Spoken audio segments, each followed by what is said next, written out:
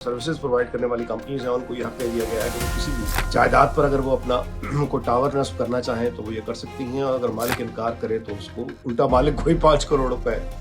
जुर्माना हो जाएगा। वजीर साहबा जो है वो अब जियो के प्रोग्राम में गई और जाकर उन्होंने बैठ की वजाहत की कि ये बात बिल्कुल गलत है। बन्नू में दहशतगर्दी का एक फिर से वाकया हो गया है और जो मुकाम पाकिस्तान को हासिल दुनिया में हुआ है, ये पाकिस्तान के जो कंपेटिटर्स हैं, दुश्मन हैं, वो इसको आसानी से डाइजेस्ट तो नहीं करेंगे। टेली कम्युनिकेशन तरमीमी बिल के हवाले से एक बिल्कुल नई बहस छिड़ गई है। ज़ाहिर है कि मुल्क के मायना सहाफ़ी रऊफ़ क्लासरा साहब ने तवज्जो दिलाई, जिसके बाद ज़ाहिर है कि हमारे यहाँ वो एक बहस का तूफ़ान है वो शुरू हो गया और उस पर एक बहस जारी है कि मोबाइल कंपनीज जो हैं, मोबाइल सर्विसेज, मोबाइल फ़ोन जो सर्विसेज प्रोवाइड करने वाली कंपनीज हैं, उनको ये हक दे दिया गया है कि वो किसी भी जायदाद पर अगर वो अपना कोई टावर नस्ब करना चाहें तो वो ये कर सकती हैं, और अगर मालिक इनकार करे तो उसको उल्टा मालिक को ही 5 करोड़ रुपए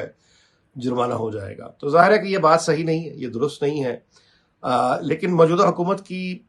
बारे में ये सब जानते हैं, कोई राज नहीं है कि अबलाग इनके बस की बात नहीं है। यानी ये बात जो है लोगों तक पहुंचाने का जो फन होता है वो इनके पास नहीं है। ये या तो मालूमात पहुंचाते नहीं हैं या पहुंचाते हैं तो आधी पहुंचाते हैं, जिसकी वजह से ज़ाहिर है कि फिर नई इनको परेशानियों का सामना करना पड़ता है। ये भी उन्हीं में से एक है, क्योंकि जो उसकी वजाहत सामने आई है वो अब ये आई है कि खुद वजीर साहबा जो हैं वो अब जियो के एक प्रोग्राम में गई और जाकर उन्होंने बैठ के इसकी वजाहत की कि ये बात बिल्कुल गलत है। बल्कि वजाहत करते हुए उन्होंने ये कहा कि इसकी हकीकत ये है कि जो तजवीज़ है वो ये है कि कानून साजी ये होनी चाहिए कि अगर किसी मोबाइल जो कंपनी है, मोबाइल फ़ोन सर्विसेज प्रोवाइड करने वाली कंपनी है, उसने अगर किसी शख्स के साथ कोई मुआहदा किया है, एग्रीमेंट किया है, अब वो कानूनी मुआहदा हो गया है, यानी कि वो अपनी जगह को उसके टावर के लिए या उस कंपनी के इस्तेमाल के लिए वो जो मालिक है जगह का वो उस कंपनी को देगा, और कानूनी मुआहदे के मुताबिक उसकी एक मुद्दत तय कर दी गई है और किराया भी तय कर दिया गया। अब उस मुद्दत के दौरान अगर मालिक मकान गुंडागर्दी करता है और ये कहता है कि उसका किराया बढ़ाया जाए और वो मुकदमेबाजी शुरू हो जाती है और मोबाइल कंपनी फंस जाती है, तो ज़ाहिर है कि सरमायादार जो है, जो भी कंपनी होगी, उसके साथ एक फाउल होगा। ये फाउल प्ले है। ये उसको रोकने के लिए कानून साजी करके उसको तहफ़्फ़ुज़ दिया गया है, सरमायादार को या सरमाए को तहफ़्फ़ुज़ दिया गया है कि वो अगर किसी एक मकाम को इन्वेस्टमेंट अपनी कर देते हैं, कंपनी की इन्वेस्टमेंट हो जाती है और 5 साल का या 10 साल का एग्रीमेंट होता है, कानूनी मुआहदा है, और वो अपनी इन्वेस्टमेंट कर बैठते हैं, और उसके 2 या 3 साल के बाद वो जो मालिक है जगह का वो यानी नई शरायत आयद कर देता है, किराया बढ़ा देता है, तो कंपनी का तो प्रॉफिट सारा चला गया, उसने तो वहाँ पे इन्वेस्टमेंट की हुई है, तो बुनियादी तौर पर उस सरमाए को तहफ़्फ़ुज़ है। अब अगर इस बात को समझा जाए जिस तरह के यानी शिजा फातिमा ने बताया, तो इसमें ये बिल्कुल काबिल फ़हम बात है, इसमें कोई ऐसी इतराज़ करने वाली बात नहीं है। लेकिन आप देखिए कि तैयारी की कोताही इसको कहें या कमज़ोरी कहें या अबलाग की कमी कहें, कि वो जो बात है वो पूरी की पूरी उसका एक बतंगड़ बन गया और पूरे मुल्क में एक नई बहस शुरू हो गई और बड़े बड़े यानी तमाम काबिल ज़िक्र लोग इसमें शामिल हो गए। और ज़ाहिर है कि मोबाइल कंपनीज जो जिस तरह की सर्विसेज पाकिस्तान में प्रोवाइड करती हैं, वो तो पहले ही एक लोगों में बहुत गम गुस्सा है, बहुत महंगे चार्जेस हैं, सर्विसेज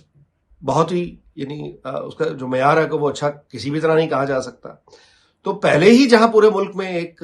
अमूमी तौर पे गुस्सा मोबाइल कंपनीज और उनके पैकेजेस के और उनकी गुंडागर्दी के खिलाफ है, वहां पे इस तरह की बात ले आना कि उनको आप ये हक दे रहे हैं कि वो जहां मर्जी चाहे टावर लगाएं, और उसके बाद ये कि मालिक मकान अगर इनकार करे तो वो उल्टा उसको जुर्माना हो जाएगा। ज़ाहिर है कि वही रद्द अमल आना था जो आया। इसके अलावा जो हुकूमत ने इसकी मजीद वजाहत की है, वो ये कहा है कि वजारत ने पार्लियामेंट को नज़रअंदाज नहीं किया, बल्कि बिल कौमी असम्बली में आया, वहां मुशावरत हुई, तरमीम पेश हुई, अरकान ने राय दी, फिर बिल सेनेट गया, जहां खदशात सामने आने पर उसे फौरन मंजूर कराने के बजाय कमेटी में भेज दिया गया ताकि हर शिक का जायजा और ज़रूरी वजाहत शामिल की जा सके। तो ये है बुनियादी तौर पे ये सारे का सारा किस्सा। उम्मीद की जानी चाहिए कि ये खैर से हल हो, और यही साफत होती है बुनियादी तौर पे कि वो हुकूमत जहां भी कोताही करेगी अबलाग में, वो उसको पकड़ेंगे, और यही होना था, यही हुआ। बन्नू में दहशतगर्दी का एक फिर से वाकया हो गया है, और ये जाहिर है कि हमारे लिए बहुत तशवीशनाक है। उसकी वजह यह है कि एक बहुत बड़ी जिम्मेदारी अल्लाह ताला ने, कुदरत ने पाकिस्तान के ज़िम्मे लगाई, और फील्ड मार्शल आसिम मुनीर ने और वज़ीर आज़म शहबाज शरीफ और मौजूदा निज़ाम ने एक गैर मामूली दौर में पाकिस्तान को एक नया किरदार आलमी सियासत में दिलवाया, اور خدا خدا کر کے یہ مسئلہ آپ یوں کہیے کہ کسی ٹھکانے لگا تھا، اور اب کہیں جا کے دنیا میں ایک چین کا سکون آیا تھا کہ یہ، اور ابھی بھی دنیا کی امیدیں یہی ہیں کہ یہ معاہدہ، اسرائیل اپنی کوشش کر رہا ہے لیکن اس کے باوجود اسرائیل ناکام رہے اور یہ امن معاہدہ چل پڑے اور دنیا ایک سکون اور سیٹلمنٹ پیس کی طرف واپس آئے. تو خدا خدا کر کے یہاں سے اب یوں کہیے کہ توجہ ہٹی تھی کہ وہ پھر سے دہشت گردی کا عفریت جو ہے وہ دوبارہ سے حملے شروع ہو گئے. اچھا، ظاہر ہے کہ ہم جانتے ہیں کہ بھارت کا جو آپریشن سندور ہے وہ جاری ہے، وہ تو انہوں نے ختم نہیں کیا، اور افغانستان میں جس طرح کا نظام ہے وہ بھی ہم جانتے ہیں کہ ہمارے تعلقات ان کے ساتھ کس طرح کے ہیں.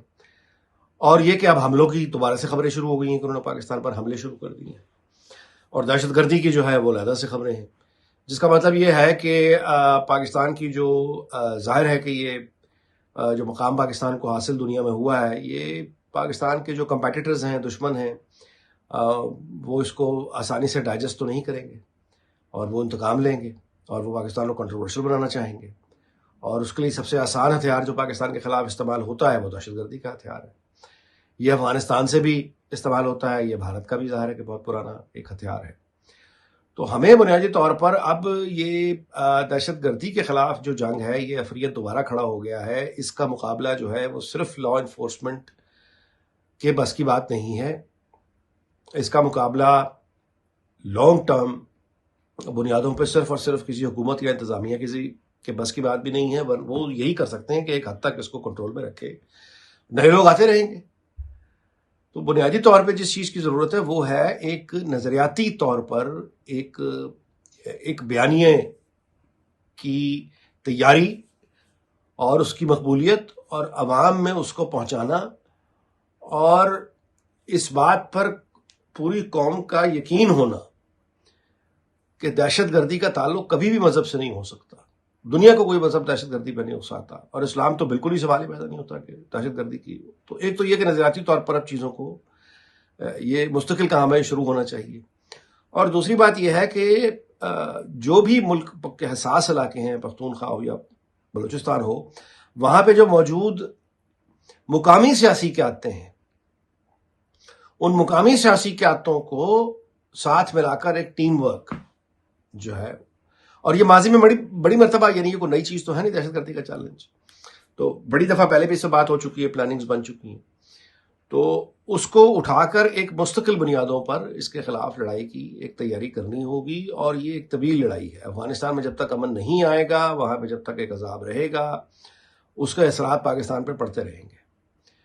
تو پاکستان کو اپنی غیر معمولی جو کامیابی ہے سفارتی طور پر، اس کا فائدہ اٹھاتے ہوئے باقی دنیا کو اس وقت ساتھ ملا کے، خاص طور پہ سعودیہ کو، قطر کو، ترکی کو، اور اب تو خیر ایران کو بھی ساتھ ملا کر، اور پھر سینٹرل ایشین تاجکستان کو ساتھ لے کر افغانستان کے مسئلے پر باقی دنیا کو ساتھ ملا کر افغانستان کے ساتھ فیصلہ کن بات کرنی پڑے گی. یہ دہشت گردی کے ساتھ، ورنہ جو ہے وہ کوئی بھی اکانومی کسی بھی معیشت کے لیے ترقی کرنا مشکل ہے، چلنا مشکل ہے. اور اس بے چینی کے ساتھ پاکستان کی جو واقعی کامیابیاں ہیں وہ اس کو ٹرانسلیٹ ہونا، یعنی پاکستان کے عوام تک اس کا فائدہ پہنچانا مشکل ہو جائے گا.